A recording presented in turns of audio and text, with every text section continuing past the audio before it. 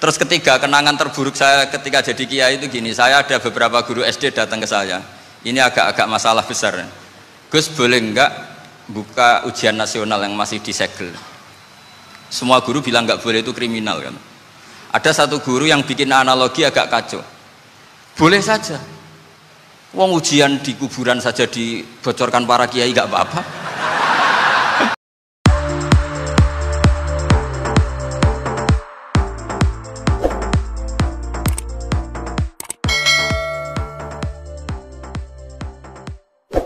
Assalamualaikum warahmatullahi wabarakatuh. Bismillahirrahmanirrahim. Allahumma sholli wa sallim ala sayyidina Muhammadin wa ala alihi washabbihi asma'in nama ba'du.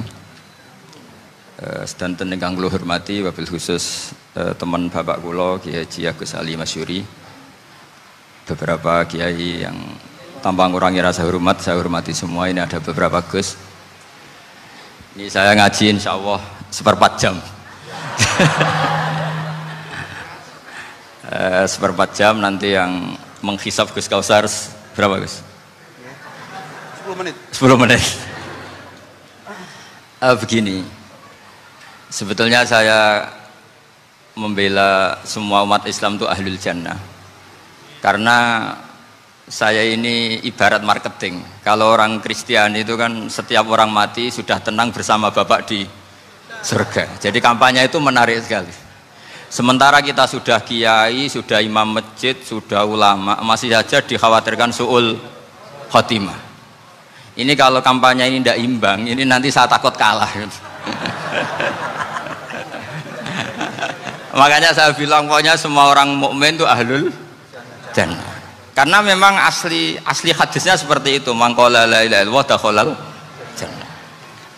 Bahwa kemudian ada beberapa kiai yang mungkin wataknya itu pesimis, kemudian bikin sekian aturan-aturan yang sebetulnya itu cerminan dari pesimisnya, terus akan-akan masuk surga itu susahnya bukan main. Nah itu saya tidak setuju, karena tadi pasti kalah dengan kampanye sebelah yang setiap orang mati dibilang sudah tenang bersama Bapak apa? Di surga. Jadi ini penting. Terus kedua saya bilang agama ini sudah begitu baik, masa kunci surga sudah dibocorkan, miftahul jannah la ilaha illallah. Masa sudah pegang kuncinya nggak jadi masuk surga, itu kan aneh. Ya sudah masuk saja, tapi tidak usah minta bantuan saya, masuk aja, kan sudah pegang kuncinya. Terus ketiga, kenangan terburuk saya ketika jadi kiai itu gini, saya ada beberapa guru SD datang ke saya, ini agak-agak masalah besar. Gus, boleh nggak buka ujian nasional yang masih disegel? Semua guru bilang nggak boleh, itu kriminal kan. Ada satu guru yang bikin analogi agak kacau. Boleh saja, wong ujian di kuburan saja dibocorkan para kiai nggak apa-apa. Itu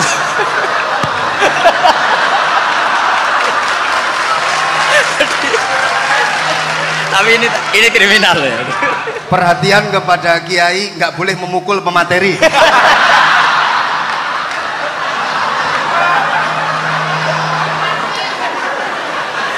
Jadi tentu itu analogi yang salah kan. Marrobuka kan, Tuhan kamu siapa, Nabi kamu. Tuhan kamu siapa, Nabi kamu siapa, imam kamu siapa. Ini kan sudah dibocorkan oleh para kiai. Artinya apa? Nak raiso jawab kebablasan gitu. Terus guru ini berpikir kalau ujian akhirat sekrusial itu saja bisa dibocorkan, kenapa ujian nasional tidak boleh? Tentu ini kias yang salah, saya tidak ngajari seperti itu. Tapi saya ngajari ke kalian betapa mudahnya masuk surga. Kunci jawaban sudah dikasih, kunci pintu masuk sudah dikasih. Kok sampai tidak masuk, ini kebablasan. Paling salah gurunya. Jadi ini kenapa saya sering cerita orang mukmin semuanya itu min ahlil jannah, itu saya jamin. Sama tidak usah takut su'ul khotimah, tidak usah takut berlebihan seperti itu. Karena setahu saya, setidaknya saya mewakili ulama zaman ini, rata-rata guru kita ini bermadzhab Syadzili dalam berkeyakinan berpikir tentang Allah. Di antara ini yang mulai saya ngomong serius, supaya tadi kan guyonannya sudah diambil Gus Reza sama Gus Kausar. Saya tahu kenapa mereka guyon, kalau ngomong serius takut kalah sama saya.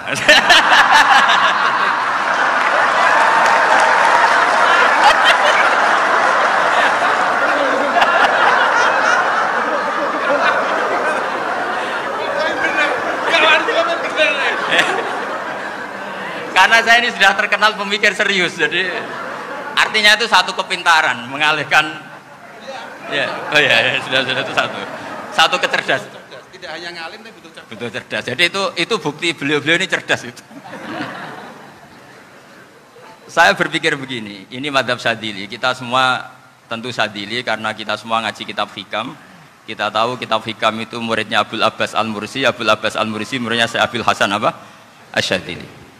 Saya masih ingat betul makalah itu dan saya ulang-ulang. Setiap saya ngajar di sarang saya ajarkan itu. Kilali kata Abul Hasan Asy-Syadzili, saya pernah dapat hatif, dapat semacam ilham. Apa makna min syarril waswasil khannas? Itu kata beliau dijawab oleh hatif itu. Hatif itu nggak perlu diterjemah tadi ada karena tadi diajarin itu. Apa yang dihidupkan itu nggak perlu dijelaskan. kata hatif tadi, waswasun yadkhulu bainaka wa baina habibika. Yunsika altofahu alhasanah wa yudzakiruka af'alaka asai'ah wa yukassiru indaka dzatas shimal wa yuqallilu indaka dzatal yamin. Liya'dila bika an husnidzanni billah ila su'idzanni billah. Jadi yang dikatakan waswas adalah kamu digiring untuk hanya ingat sisi-sisi kamu yang negatif, dilupakan bahwa Anda punya sisi-sisi yang positif. Misalnya seperti ini, mungkin secara fikih tadi banser-banser tegas, wah ini masalah lelaki perempuan dipisahkan gini-gini. Tapi kenapa Ghazali bilang ya sudah gini gak apa-apa. Sebetulnya ada rukhsah itu karena ini di depan umum. Yang paling pantangan Nabi itu la yakhluwanna rajulun bimra'atin. Ini ada yang menjaminnya gitu. Malah khawatir saya di sini dipisah tapi setelah berduaan nggak bisa. Jadi toleransinya karena ini di depan umum. Itu masih ada toleransinya. La yakhluwanna rajulun bimra'atin. Begitu juga ketika kita dosa, misalnya kita dosa. Orang Islam setiap dosa itu pasti ingat salahnya, kemudian istighfar. Dan ketika satu kebaikan dibandingkan keburukan, itu kata semua ulama, karena sayyi'ah itu bernilai 1, kebaikan bernilai apa? 10. Itu masih surplus berapa? 9. Jadi itu cara berpikir Abul Hasan Asy-Syadzili. Kenapa kamu harus berpikir positif tentang Tuhan? Sekali berpikir tentang negatif, itu bahaya betul. Misalnya begini, kamu berpikir tak rewangi jadi kiai sujud rukuk ternyata aku tetap lebu neraka, gunane apa? Itu menurut saya kan nggak punya akal. Sujud itu satu kelaziman menghamba kepada Allah. Normalnya seorang hamba itu ya sujud. Kemudian gara-gara kamu ingin masuk surga, terus logika kamu dibalik, gunanya apa saya sujud? Ternyata saya masuk neraka. Itu pertanyaan yang benar-benar bodoh dan itu menjadikan Allah benci. Logikanya dibalik begini. Ini saya ngomong serius karena ini bentuk kemenangan saya ini bentuk kemenangan saya. Saya berkali-kali ngomong di kota pelajar di Jogja karena banyak pengujinya juga. Bukan sekedar pendamping tapi penguji. Banyak yang profesor, bukan sekedar doktor, banyak yang profesor. Jadi biar ini dok. Begini. Saya pernah ditanya sama seorang dosen, Gus, saya ini ngaji hadis banyak, tapi ada yang saya tidak paham, yaitu mangkola la ilaha illallah dakhalal jannah, ada kalimat wa in zana wa in saraka. Meskipun pernah zina, pernah maling. Ini kan seakan-akan mentoleransi perzinaan dan pemalingan. Terus saya bilang, oh makna hadis itu seperti ini. Jadi kebenaran absolut, kebenaran yang mutlak itu tidak akan terganggu oleh status perilaku seseorang. Saya berkali-kali memberi contoh. Orang yang ditangkap KPK akan bilang 1 + 1 2. KPK-nya juga bilang 2. Rivalitas dalam politik, Pak Prabowo ya bilang 2, Pak Jokowi juga bilang 2. Orang yang zaniyah, yang lonte pun akan bilang 2. Muftinya juga bilang 2. Ketua MUI-nya juga bilang 2. Artinya gini, kebenaran yang absolut adalah kebenaran yang siapapun akan meyakini seperti itu. Seperti 1 + 1 2. Kamu punya musuh bilang 2. Kalau ibu-ibu ini punya maru ya marunya bilang 2 tadi tambah mama, nggak tahu saya terjemahnya apa tadi. Nah, kebenaran yang absolut itu kebenaran yang siapapun pasti mengakui. Dan uniknya begini, saya kalau saya pernah ngaji acara himmah, acara pondok sarang di Demak. Kalau kamu bilang 1 + 1 menjadi 2, untuk mengatakan 2 itu kamu butuh hadiah enggak? Mereka semua jawab enggak.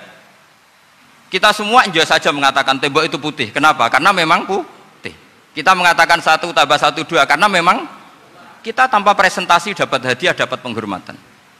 Kenapa untuk mengatakan Allah itu Tuhan kita butuh surga?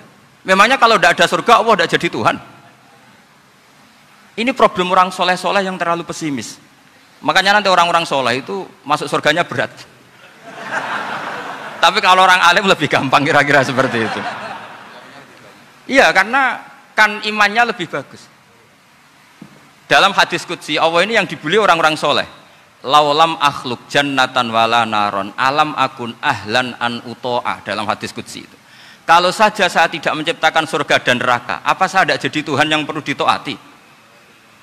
Apa kalau kamu tidak saya kasih uang 1 juta terus bilang 1 tambah 1 11? Enggak kan? Tetap bilang berapa? 2. Kalau kebenaran absolut yang 1 tambah 1 kamu bilang 2 meskipun tanpa mendapat hadiah. Kenapa untuk bilang Allah Tuhan kamu butuh hadiah surga? Itu kan serai ikhlas belas. Makanya saya terus mengajarkan ikhlas. Ikhlas itu bisa dilatih dengan akal, dengan pikiran, bil ilmi lah.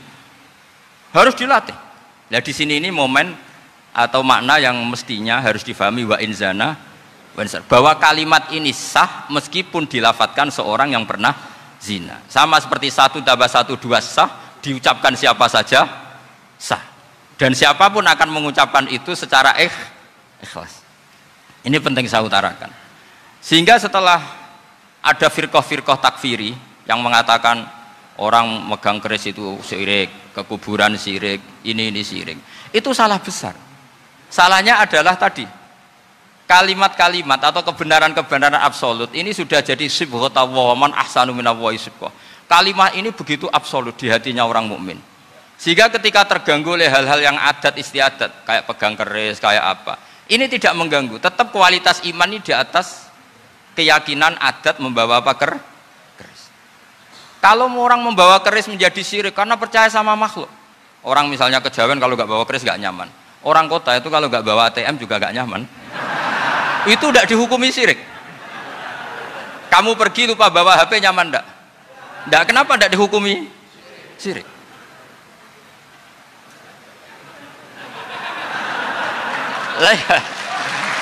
Jadi ini logika-logika. Jadi makanya ini Gus Reza boleh ngeritik saya itu berkali-kali bilang saya termasuk ulama yang mau bikin gerakan cangkem elek.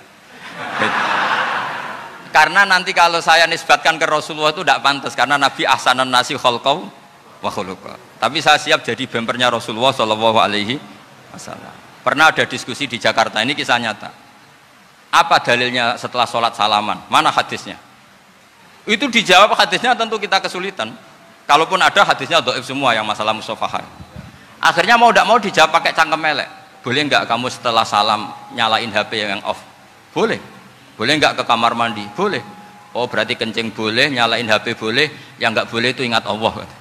Karena mereka mengkritik wiridan, ngeritik salam. Akhirnya mikir deh, ada nggak hadisnya orang setelah sholat nyalain HP? Nggak ada kan? Tapi mereka nyalain HP nggak hambatan, tapi untuk salaman masalah kan?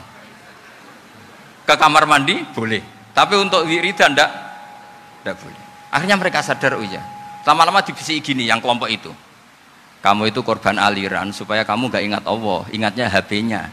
Sehingga orang wiridan kamu kritik, orang nyalain HP tidak kamu kritik. Itu kelompok itu adalah kelompok orang-orang yang supaya orang Islam itu lupa Tuhannya. Itu gerakan cangkem elek, tapi jadikan orang sadar. Jadi ini penting. Jadi kalau kamu tidak bisa bela agama dengan jalan yang lurus karena tidak bakat itu, nggak apa-apa pakai cangkem elek tadi, karena nggak mungkin gerakan ini dinisbatkan kepada Rasulullah Shallallahu Alaihi Wasallam. Kalau soal sanad, saya punya sekian sanad tentang itu, tapi tidak usah kamu ikuti. Ada orang tanya, ya Pak Kiai, kalau setan dibakar di neraka panasan enggak? Ya panasan. Lo kan setan dari api, ngapain harus panasan? Kan materinya sama. Terus Kak Kiai tadi gak kesulitan, dia ngambil pasir, disawur di wajahnya. Wah sakit Kiai, kamu kan dari tanah, kena tanah kok. Jadi itu ada sekian, artinya gini ya, kalau kesulitan jawab pakai baik-baik ya sudah pakai cangkem elek itu aja kan. Nah, tapi tentu kan gerakan ini tidak mungkin dinisbatkan kepada para nabi. Tapi saya pastikan meskipun nggak bisa dinisbatkan kepada para nabi dari segi cangkem elek tadi, tapi secara semangat itu sama. Saya punya sekian contoh. Bener Gus Riza tadi gojok saya sengawur-ngawurnya itu masih punya sanad. Itu pas saya ngawur pun masih punya apa? Sanad.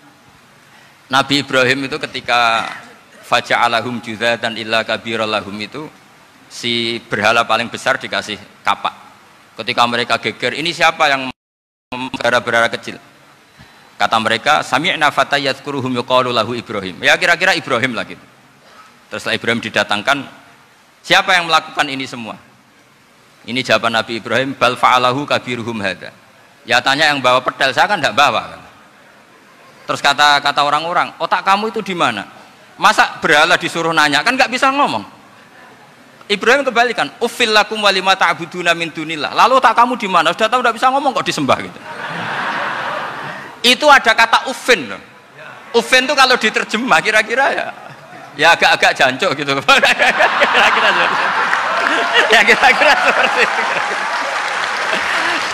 Jadi sekarang dalilnya jancuk apa Gus? Maka itu kan biasa kalau misalnya saya bilang sudah itu. Gimana? Jancuk itu dari daksu, dak tinggalkanlah suan perkara sing elek. Krono ilate wong Surabaya kakean rawon akhirnya ngomongnya jancuk.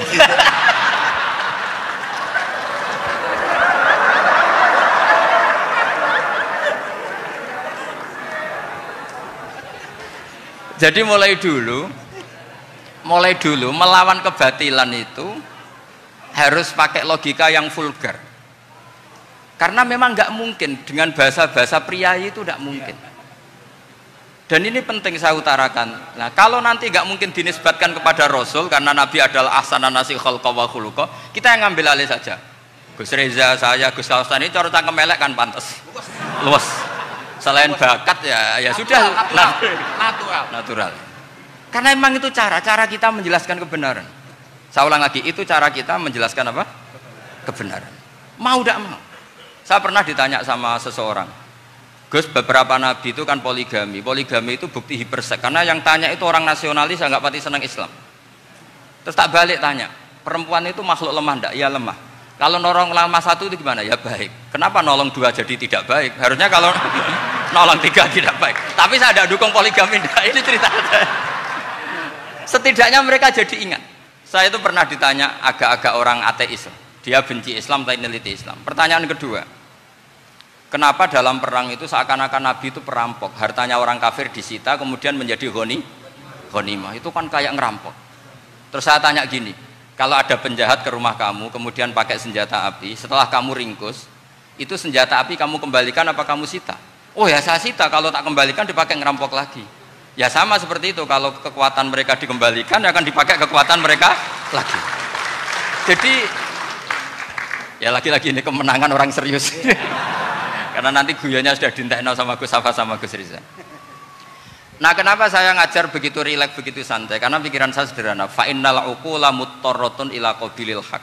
Akal sehat pasti dipaksa menerima apa? Kebenaran. Sehingga kebenaran itu tidak usah kamu ngomongkan secara serius, secara tidak perlu. Kebenaran itu mudah diterima. Saya itu pernah ngaji berkali-kali di Jogja di mana-mana sampai ada buku seorang dokter nulis tesisnya itu bangga lagi menjadi muslim setelah ngaji saya itu. Karena saya menerangkan itu ringan. Orang Islam itu harus mencintai Allah. Ciri utama cinta itu tidak tegang, rileks. Saya bilang begini, kalau kamu pernah 1 tahun digratisi orang rumah, makanan, kamu kira-kira itu mudah nggak mencintai orang yang berjasa sama kamu minjemin rumah dan kasih makan gratis? Mudah kan? Apalagi kita ini mudah mencintai orang yang minjemin mobil 1 tahun, ngasih rumah 1 tahun, apalagi selamanya. Kenapa kita tidak mudah mencintai Allah yang memberi kita bumi, air, oksigen, semuanya kita dikasih Allah? Akhirnya mereka mikir, wong mencintai seseorang yang ngasih dalam durasi 1 tahun saja mudah, apalagi mencintai Allah yang ngasih kita tanpa batas. Itu disebut walladzina amanu asaddu hubbal lillah. Orang mukmin itu mudah sekali mencintai Allah. Caranya dilatih tadi. Kita mudah mencintai orang yang berjasa sama kita. Kenapa tidak mudah mencintai Allah yang tentu jasanya lebih besar? Nah, karena akhir-akhir ini banyak orang yang terlalu nazir, terlalu apa? Kata Nabi kan basyiru walatu nafiru yasiru walatu as siru. Sehingga saya bikin gerakan. Pokoknya semua orang mukmin pasti masuk surga. Nanti soal ada kesalahan-kesalahan kecil yang menjadikan orang su'ul khotimah itu sifatnya kehati-hatian. Jangan menjadi hukum. Hati-hati itu tidak menjadi hukum. Kalau kamu nyupir hati-hati itu bukan berarti pasti kecelakaan, enggak. Hati-hati itu ya hati-hati saja, tidak menjadi hukum. Ini penting saya utarakan karena kubu sebelah kampanyenya sudah tadi, setiap mati pasti tenang bersama Bapak di surga. Sementara kita mau kampanye, kamu sholat tidak mesti diterima, haji tidak mesti diterima, jadi kiai tidak mesti masuk surga. Coba kalau kita kampanye gitu terus, yang mau jadi muslim itu siapa? Jadi ini sudah tak perhitungkan matang-matang, saya milih mazhab seperti itu. Ya ini saya pikir sudah, ini pembandingnya supaya punya waktu. Saya suka sekali. Nah ini yang sesi terakhir ya, sesi terakhir. Saya akan cerita fikih karena Nyun sewu Gus, ada iklan sebentar dari ibu-ibu, pentolan mic kurang dekat ke mulutnya Gus Baha. Sehingga suaranya tidak terdengar sampai ke belakang. Oh, gitu, pentolannya ya? Didekatkan Gus ke mulutnya. Ini kalau ngomong konotasinya itu mesti nyerempet. Sudah apa ya? Sudah ahlinya di situ. Ya malah ada di situ.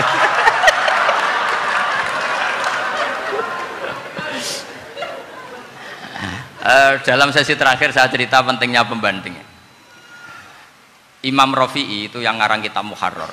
Kitab Muharrar ini adalah ringkasan dari kitab Al-Wasit. Al-Wasit itu karangannya Imam Ghazali. Al-Wasit sendiri ini khas ngaji NU, karena NU maknanya Nahdlatul Ulama, gerakan para ulama. Jadi kalau nggak ngerti alim-alim seperti itu ya ada NU. Sebenarnya sampai itu pasnya Nahdlatul Ummah, gerakan umat. Tapi kan sudah jadi partai politik Nahdlatul Ummah. Karena yang katakan NU itu Nahdlatul Ulama, gerakannya para ulama. Imam Rafi'i itu berpendapat sujud itu cukup pakai baduk, pakai jidat. Itu dalam kitab Muharrar. Wal asoh anna sujud yasihu mau cukup biwat iljabah. Ketika Imam Nawawi mentasih kitab Muharrar namanya Minhajut Thalibin, itu mengkritik Imam Rafi'i. Kata beliau sujud itu untuk sah harus melibatkan 7 anggota karena berdasar hadis umirtu an asjuda ala sabati a'zumin, yaitu al jabhah wal yaden warubaten wal kodamen, yaitu jabhah 2 tangan, 2 lutut dan 2 kodamen. Akhirnya saya ngecek di kitab asli, Imam Rafi'i termasuk Ashabut Tarjih dan Imam Nawawi. 2 orang ini khilaf. Kan nggak mungkin kita sebagai mushahihnya, karena yang khilaf ini 2 ulama besar, satu Imam Rafi'i, satu Imam siapa? Nawawi.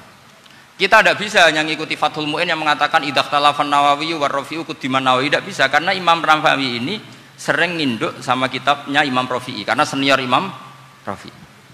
Setelah saya cek di kitab kitab asli Mamba ya, satu sumbernya semua mazhab apa? Syafi'i. Ternyata Imam Syafi'i nak ngedikan hanya begini. Wa uhibbu, saya suka setiap orang Islam sujud itu melibatkan 7 anggota karena itu aman, pasti sah. Tapi wayah tamilu, kata beliau, tapi mungkin saja sujud hanya watul jabah itu sah. Kenapa kata Imam Syafi'i? Liqaulihi sallallahu alaihi wasallam atau li du'aihi apa sallallahu alaihi wasallam fi sujud sajadalaka wajhi wa sam'i wa basari.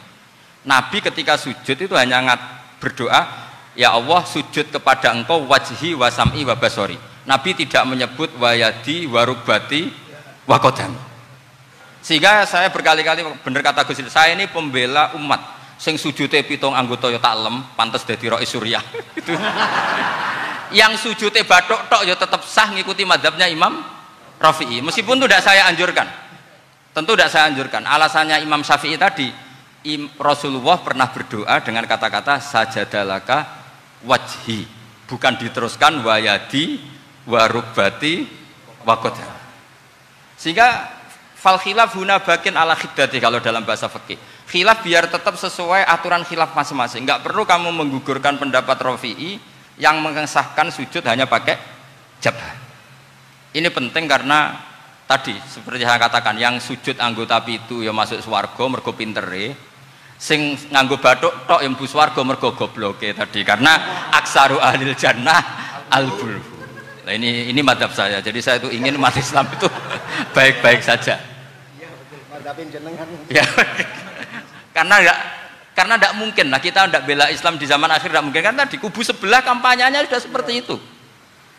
Kalau kita ngomong ikhtiyat, kiai ra mesti mlebu swarga, sing salat ngethuk ra mesti husnul khotimah, wah akan jadi repot. Saya ini pengagum teori ikhlas. Dilatih bil ilmi, saya ulang lagi, dilatih bil ilmi. Saya ini malu.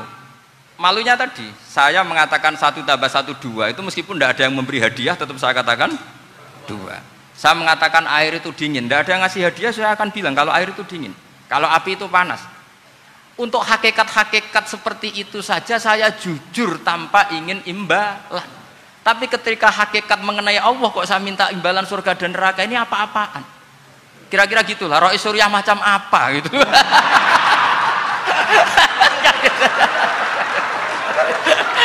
Ya saya kira demikian. Assalamualaikum warahmatullahi wabarakatuh. Waalaikumsalam warahmatullahi wabarakatuh. Alhamdulillah. Baru kali ini ada seminar yang dikritik terus sama pemateri itu pendampingnya. Mestinya pembandingnya. Tapi luar biasa para milenial semuanya, Masya Allah, terlihat wajah-wajah surga di majelis ini. Walaupun toh yang hadir tidak semuanya milenial, ada post milenial juga di sini. Ada yang Gus dan juga ada yang Kiai. Kalau Gus biasanya kan masih bisa tolah-toleh, kalau Kiai harus fokus. Tapi yang paling fleksibel di PWNU Jawa Timur, yang paling enak itu adalah beliau, Kiai Haji Agus Ali Mazhuri. Enaknya pripun? Dadi Kiai ya iso, dadi Gus ya iso. Itu posisinya paling enak di antara pengurus-pengurus yang lain. Tepuk tangan untuk beliau, enggak apa-apa. Langsung saya buka pertanyaan. Yang ditanya 2 orang, jangan pendampingnya. Yang ditanya 2 orang. Kalau enggak Gus Baha, Gus Kausar. Saya hitung sampai 10, enggak ada pertanyaan, kita tutup dengan doa. 1, 10. Ada yang 2 mawon nggih, pertanyaannya 2. 1, monggo. Yang perempuan, saya ingin yang perempuan, monggo. Sudah 2. Silakan.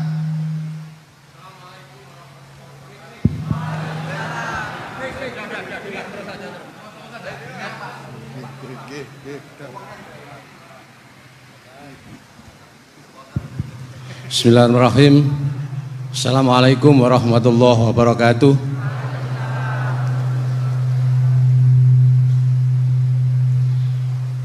Yang saya ingin tanyakan kepada Gus Baha, saya itu sering ngaji lewat YouTube panjenengan Gus.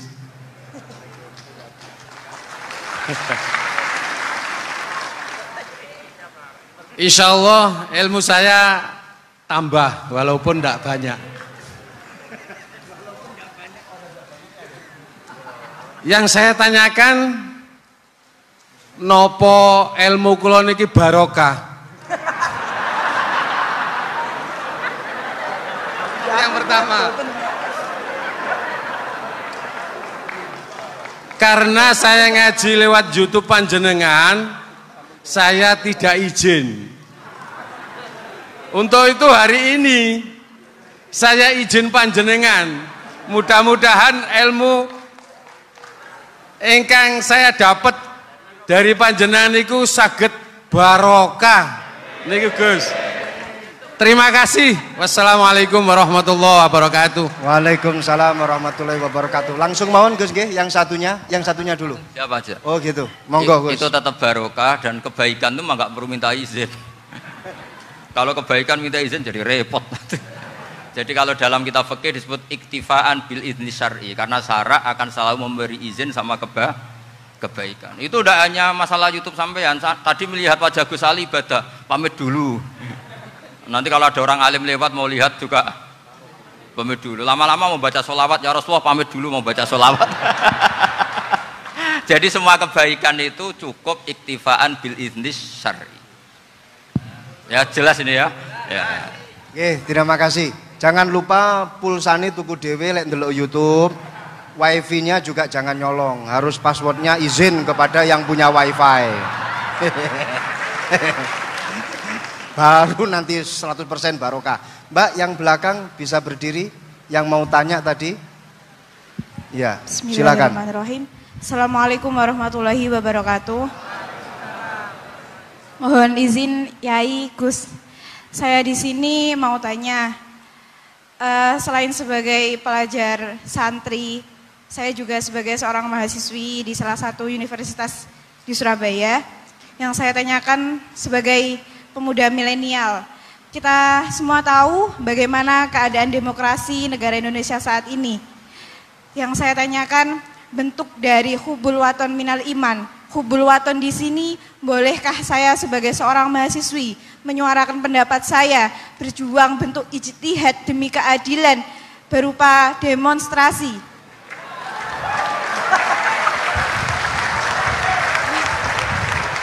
Ngapunten. Yang saya tanyakan di sini, bagaimana menurut Gus, apakah saya melakukan demonstrasi ini sudah baik atau sangat baik atau mungkin perlu dikaji kembali? Terima kasih. Wassalamualaikum warahmatullahi wabarakatuh. Hubungan antara demonstrasi dan hubbul wadon minal iman. Hah? Oh ya, hubbul waton minal iman. Monggo Gus.